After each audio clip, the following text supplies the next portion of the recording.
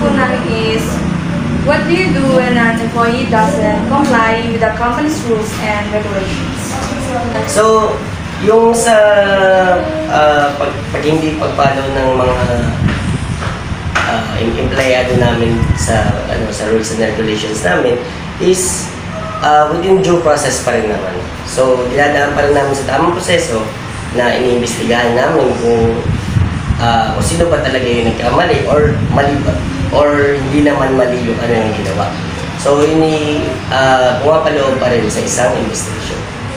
So, depende na lang kung anong kalalabasan ng investigation, then yun yung bibigay namin na nararapat na parusa kung ano man yung nagawa nilang mali.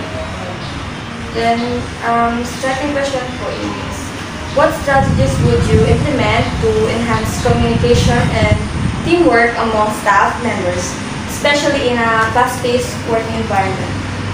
Actually, mostly, ang pinakang mahalaga dun ay coordinations and communications pa rin.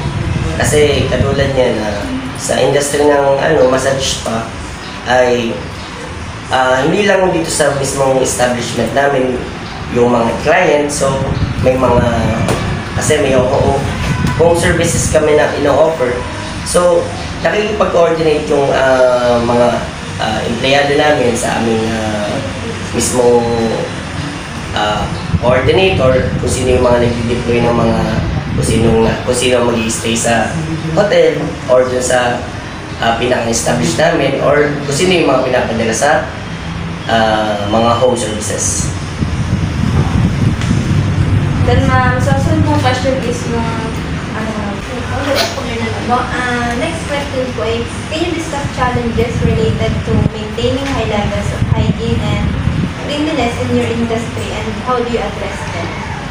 Sa challenges ng difficulty sa hygiene, wala naman kami naging problema doon kasi napakalinis ng aming staffs. So, mini-maintain naman lagi yung proper hygiene kasi nga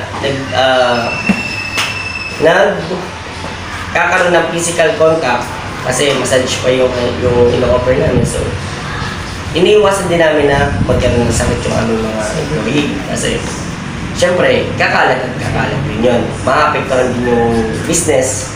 So, hindi rin sila makapagtrabaho. Kaya, mini-maintain nila yung proper protective equipment nila na naka-scrub suits, then naka-face mask pagka nagmamassage na sila. So, tingin ko naman wala pa naman nagkakasakit sa aming mga staffs. So, tingin ko naman na-maintain naman nila yung proper hygiene. Next po is, why do you think taking disciplinary action is important in an industry where all kinds of people go in and out of? Well, napag-usapan naman namin yan by contract kasi syempre, pag may mga nagawa ka talagang mali, kailangan mo talaga ng disciplinary action na hindi naman siya parusa talaga. Kumbaga, itinatama mo lang yung kanilang maling ginagawa. So, iba kasi yung pinaparusa mo yung employee mo at sa itinatama mo siya sa kanyang yun naman yung dumadaan sa due process. Thank you po. Next question po is i-assign mo this tricycle po. So, for the fifth question po, in what ways have you dealt with issues related to employee turnover or dissatisfaction? And how did you manage to return talent and boost morale? Well, dahil kung tutusin is babago pa naman kami, almost 1 month pa lang kami operate. So, wala pa naman kami nararanasan na mga pag-aaway ng mga staff namin o yung pag-disagreement nila.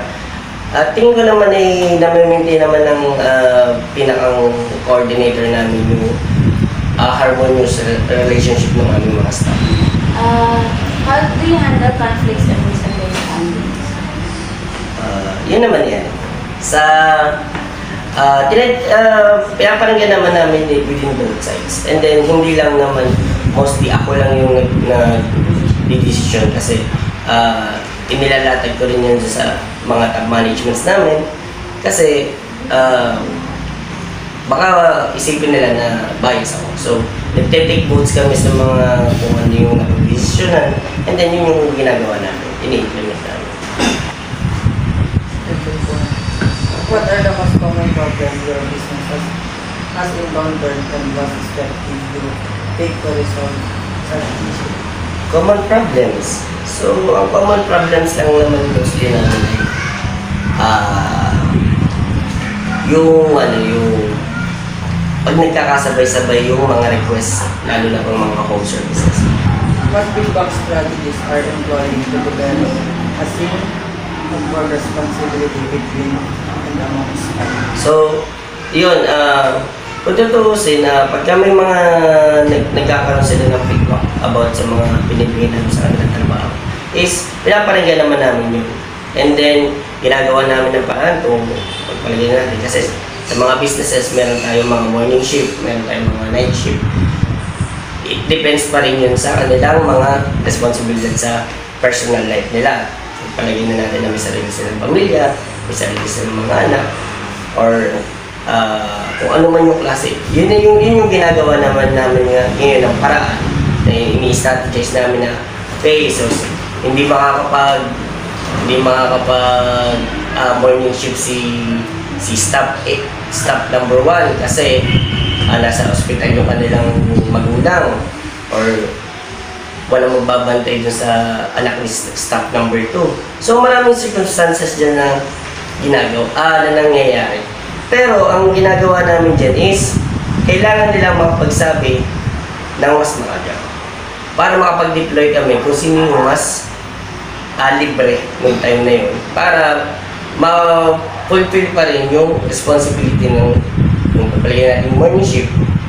So, yun yung pinang inireramay namin sa kanila na kung magsasabi kayo na absent, ay huwag yung on the spot, yung oras na nagpasok. Magsabi ay at least mga 3 hours before or 2 hours before para makapag-deploy kami doon sa dapat gumanap ng responsibility nyo. After this service, the last 2 questions. Do you think regular supervision of staff is helpful towards creating a well-performing staff? Why do you say so? Mahalaga yung regular supervision kasi to maintain yung quality ng work. Kasi pagpalagay na natin na you've been working 1 month, 2 months within your respective field, there are times na nagkakaroon tayo ng yung parang tinatamad tayo or sobrang pagod na. So kailangan i-supervise sila na bumababa yung performance mo, baka kailangan mo magpahinga muna, mag-take muna ng 1 or 2 days. So yun yung kasi yung term natin na supervision hindi lang naman yun ito sa quality ng work na ibinibigay nila. Yun ay tinitingnan din yung health ng aming mga employees kasi syempre baka kung may sakit yung mga employees namin, kami pa yung makahawa ng sakit ng mga sa mga client. So yun maraming aspect ang nangyayari sa supervision na yun na nangyayari. So, talagang napakahalaga. And last question po, how do you provide feedback to employees who are non-compliant? What the outcomes of the seminar? So, yun ay dumadaan din sa due process lalo na. Pero, kailangan nilang may paliwanag sa amin kung bakit bumababa yung kanilang performance. Siyempre, hindi naman natin talaga masasabi na broken hearted siya ngayon. Hindi natin masasabi. Walang ganang magtrabaho. So, kailangan namin marinig sa kanya kung ano yung buwabagabag sa kanya. Kasi mali mo naman, marami kang utang. Sige, tangin mo na kita ngayon. Parang ganun ba? Kasi, ang kailangan natin is yung ganahan ng ating mga employees para makapag-perform sila ng quality na trabaho. So yun. Thank you po. Yun na po yun na. Thank you, thank you. Thank you.